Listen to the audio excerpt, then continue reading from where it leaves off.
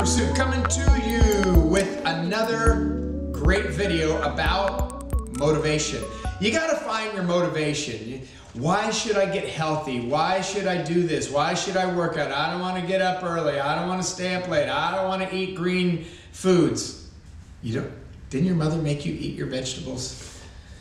If you're a millennial and your mother didn't make you eat your vegetables, you should eat vegetables. Do you know why? You're proving the point of millennials if you don't. I'm just saying. Okay, motivation. What is your motivation? And really the question is, why does it matter? If you can get why it matters to you, and if you can get beyond, because I want to look really good in my strapless dress, that's not going to work out so good, okay? It'll work out until you go to that function, and then it'll be over. I got to get ready for summer. I remember this guy saying that to me in the gym. Yeah, I got to get ready for summer. I'm like, only summer? What, are you fatten up during winter? Or we don't live in Alaska. What's happening here? So why does it matter? What is the big deal? And that is what you have got to answer. I want to give you a couple things to think about. First of all, physical discipline connects with life discipline. Physical discipline connects with life discipline. If you are disciplined in your physical health and fitness world, your physical body, you are more likely to be disciplined in other areas of your life. And it doesn't always transfer, I get it, but it does transfer. People who cannot say no to a piece of whatever they don't want to have and they end up having, or another drink when they're at a bar, or that beautiful new set of boots in the window when they're at a store, it's all the same kind of thing. It's willpower and the volitional power that you have. So physically, when you start saying no to things or start saying yes to things, it really does work out for your benefit in all of life.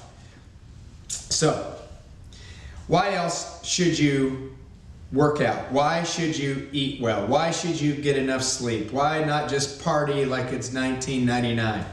Well, I'll tell you.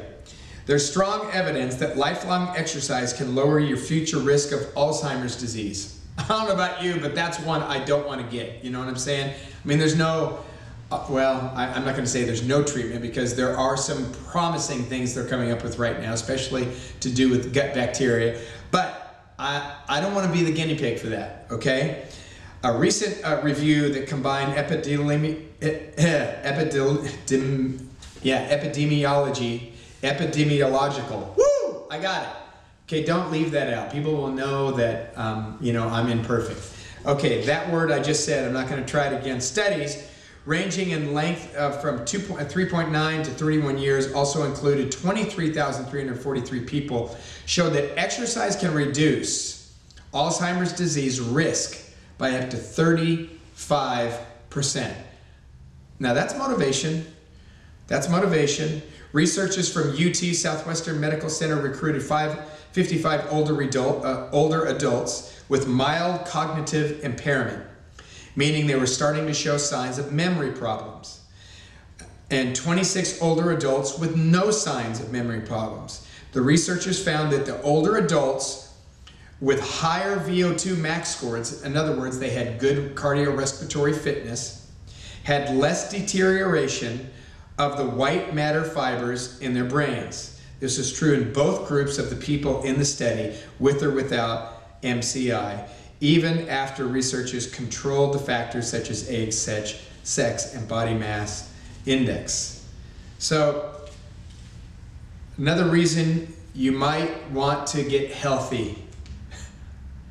Avoiding being sick. How about that one? That's a good one. I don't like to be sick. How about you? I ask people in my class, so how often is acceptable to be sick? Everybody puts none. But that's not true. That's not true in most people's mind. Well, it's cold and flu season. Everyone gets cold and flu. That's why I get a flu shot, to go get the cold and flu. Right? That's what I get from the shot. It gives it to me. Look, the reality is this. People really think it's acceptable to get cold and flu. But how about cancer? How about heart disease? How about any kind of metabolic syndrome, any of those things. Is it acceptable? If it's not acceptable, then you have to do something about it.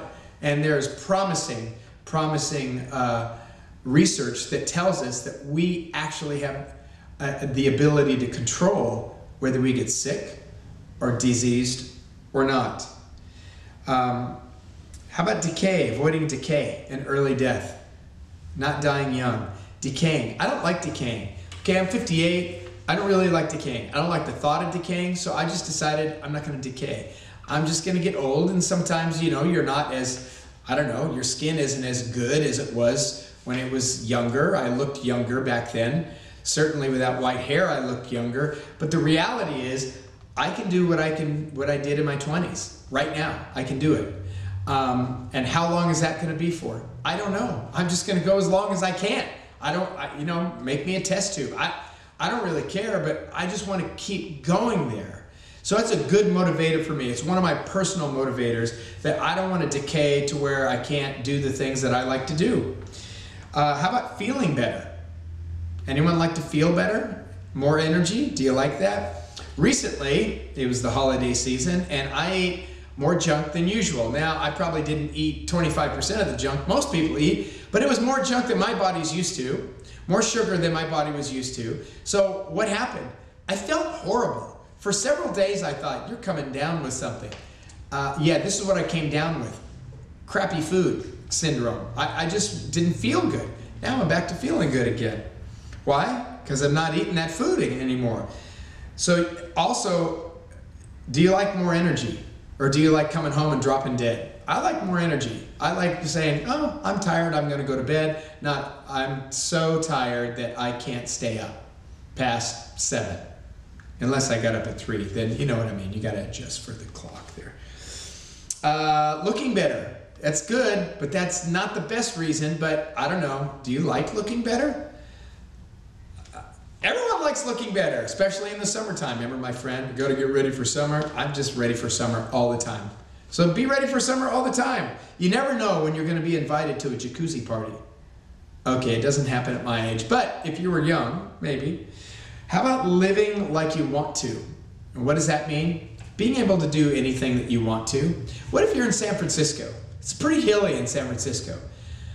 How about walking around? How about walking 2 miles? How about walking 3 miles? Could you do it? Well, that's what the buses are for. That's what those little railroad car things in the middle of the street are for. Could you do it? Could you do it? We're going on a trip to Peru. We're going to hold a marriage conference. We're going to, you know, pray for people and minister to people down there. If I had to walk an hour to get somewhere, could I do it? I could do it. Could you do it? Would you just not go?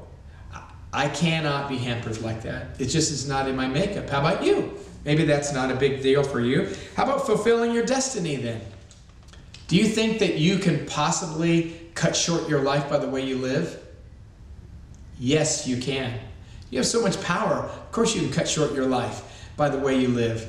So what's that mean? You can lengthen your life by the way you live. Didn't Proverbs say that?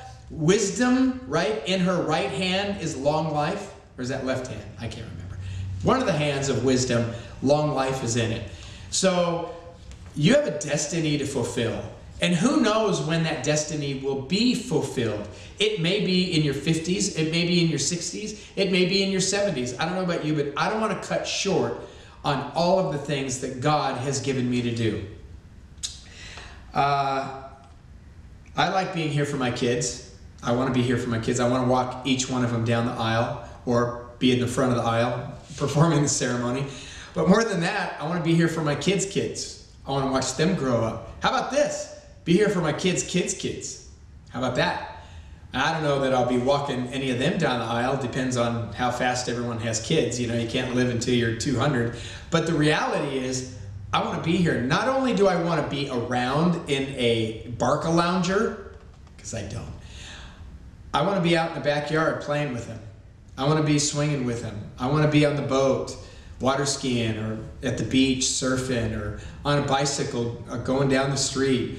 Take them to the hockey rink and playing a little hockey, whatever it is. Yeah, I want to do that. How about you? Do you want to do that? Is that a motivator for you? Could be. Could be. How about this? Short-term motivators are fine, but it's the long-term motivators that are really going to propel you to stay in it, to win it in the long term. So spend some time thinking about what you want in your life, where you want to go, what you want to be like. I always like to ask people, what do you want to be like when you're in your 60s and 70s? What do you want life to look like? Do you want to be hobbling around? Do you want to be taking 5 prescription medications? What do you want to be like? Whatever you want to be like then, you got to start working on it now. You can do it. Find your motivation and get after it. This is Terry with Total Life Pursuit. Thanks for watching.